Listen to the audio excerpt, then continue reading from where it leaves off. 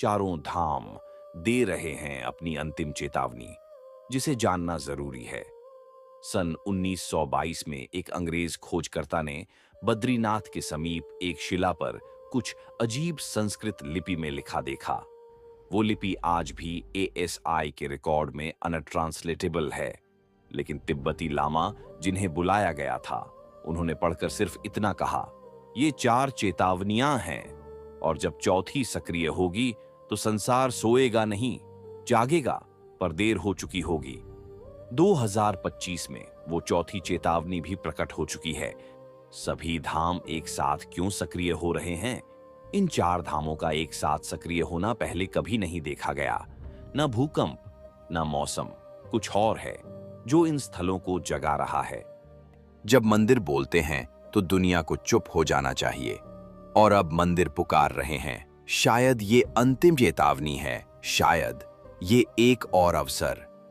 लेकिन एक बार जब ये पुकार मौन हो गई, तब शायद देवताओं का भी मौन टूटेगा, और फिर कुछ नहीं रुकेगा। सन 1984 में एक गुमनाम तांत्रिक की समाधि के दौरान अचानक उसने आंखें खोल दीं और सिर्फ 4 शब्द बोले, 4 दरवाजे बंद होंगे, फिर कुछ खुलेगा जो कभी बंद नहीं होगा। किसी ने उसे पागल कहा, लेकिन 2025 में वो 4 दरवाजे केदारनाथ, बद्रीनाथ, द्वारका और रामेश्वरम अब धीरे धीरे कुछ राज खोल रहे हैं। कुछ ऐसा राज जो न विज्ञान समझ पा रहा है, न धर्मशास्त्र रोक पा रहा है। क्या हम उस अनदेखे दरवाजे के सामने खड़े हैं और जान नहीं पा रहे? क्या ये महज प्राकृतिक घटनाएं हैं या किसी दिव्य शक्ति की भविष्यवाणी? जब चारों धाम एक साथ सक्रिय हो जाएं, तो पुराण कहते हैं, धर्म के स्तंभ हिलने लगते हैं और धर्मराज स्वयं धरती पर उतरते हैं। क्या कल की अवतार का मार्ग बन रहा है? चारों धाम अब मौन नहीं हैं, वे बोल रहे हैं। ये चेतावनी है, अंतिम चेतावनी। क्या हम तैयार हैं? क्या आप तैयार हैं? वैज्ञानिक इसे संयोग मान रहे हैं, पर संत इसे अंत की पुकार कहते हैं। कुछ रहस्यवादी इसे अंतिम सामंजस्य कह रहे हैं, जहां चारों धाम एक साथ ब्रह्मांडीय ऊर्जा को केंद्रित करेंगे। क्या आपने कभी सोचा है कि चारों धाम केदारनाथ, बद्रीनाथ, द्वारका और रामेश्वरम के भीतर छिपे संकेत अब तेजी से प्रकट हो रहे हैं? क्या ये हमारे विनाश की अंतिम चेतावनी है? क्या भगवान खुद हमें संकेत दे रहे हैं कि कलयुग अपने अंतिम चरण में है? आज हम आपको वो बताएंगे जो प्राचीन ग्रंथों में लिखा था और अब वो सच होता दिख रहा है। वह कौन सी चेतावनी है जो चारों धामों से मिल रही है? आइए जानते हैं। नंबर 1, बद्रीनाथ के कपाट का 2 बार खुलना। बद्रीनाथ का कपाट वर्ष में 1 बार खुलता था, लेकिन 2025 में मौसम ने पुजारियों को मजबूर किया कि वे द्वार 2 बार खोलें, क्योंकि मंदिर परिसर में 108 दीपक अपने आप जल उठे थे।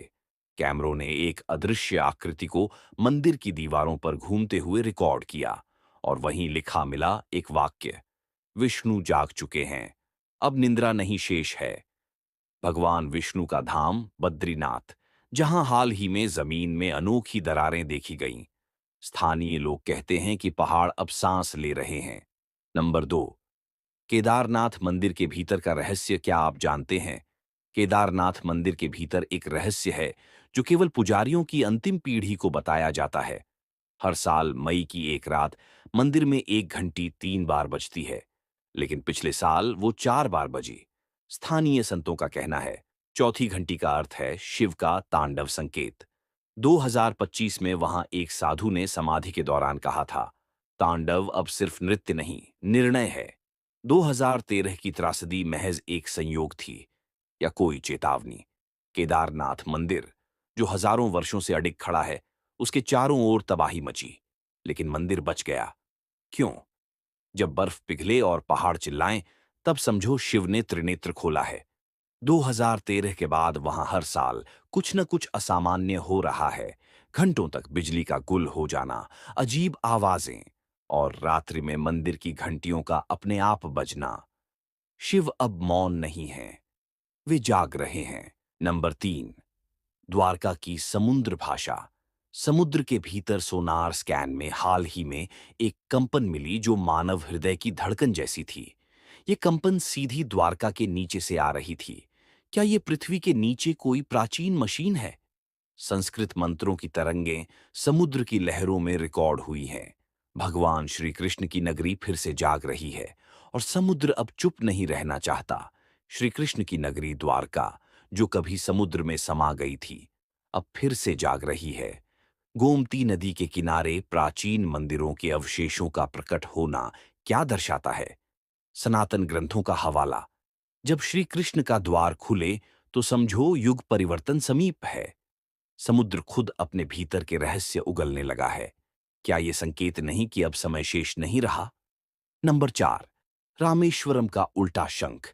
रामेश्वरम में पहली बार एक उल्टा शंख समुद्र से निकला, जिसे जब फूंका गया तो उसी रात 33 मंदिरों में घंटियां एक साथ बजीं, बिना किसी मानव स्पर्श के। तमिल संतों की भविष्यवाणी। जब उल्टा शंख भूमि पर बोले तो कालचक्र उलटना शुरू करता है। रामेश्वरम, जहां श्री राम ने शिव की स्थापना की थी, लेकिन हाल ही में उस क्षेत्र में सुनाई दी रहस्यमयी आवाजें, जैसे कोई मंत्र जाप कर रहा हो, और वो भी रात के तीसरे पहर में।